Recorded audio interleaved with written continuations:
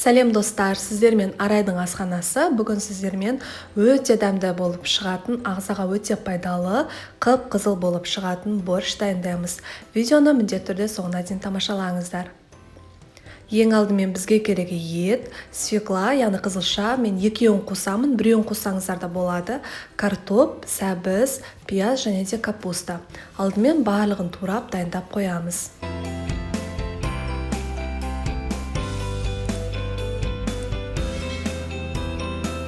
Сәбізді көп адамдар ұнатпағандықтан мен осылай теркадан өткізіп аламын, сол кезде дәмді болып шығады. Мінекей дайындап қойдым. Енді капустамызды да тураймыз. Капустамызды да ұзыннан, яғни солонка тәріздес қылып турап шығамыз. Сол кезде дәмді және де әдемі болып шығады. Барлығын турап дайындап болғаннан соң қызып тұрған табамызға, яғни қазанымызға кішкене ғана май құямыз. Майды көп құюдың қажеті жоқ. Алдымен пиязымызды қызарғанша, яғни сарғайғанша қуырып аламыз. Пиязымыз қуырылғаннан соң етімізді салып 5 минуттай қуырамыз.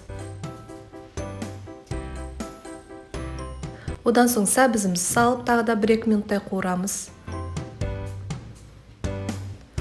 Және де картоплымызды салып қуырып аламыз.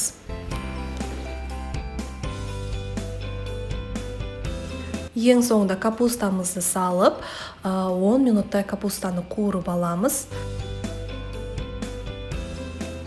Мінекей капустамыз қуырылды, дәміне қарай тұзын және де дәмдеуіштерде қоссаңыздар болады.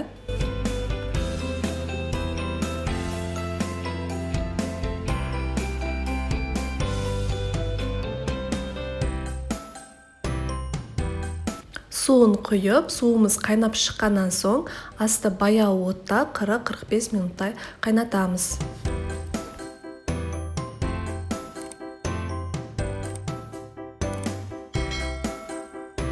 Мінекей уақыт өтіп шықты, және де ең соңында біздің свекламызды, яғни қызылшамызды саламыз. Оны да мен теркадан өткізіп алдым.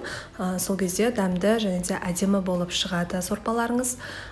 Және де бетін жауып, баяу отта тағы да жарты сағаттай қайнатамыз.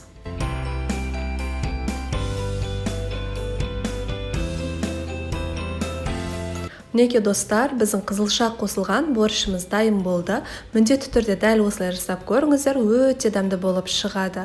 Сіздермен бірге болған Арайдың асханасы. Міндетті түрде каналыма тіркеліп, қоңырау белгісін басып, лайк қойып, комментарий жазуды ұмытпаңыздар. Астарыңыз дәмді болсын.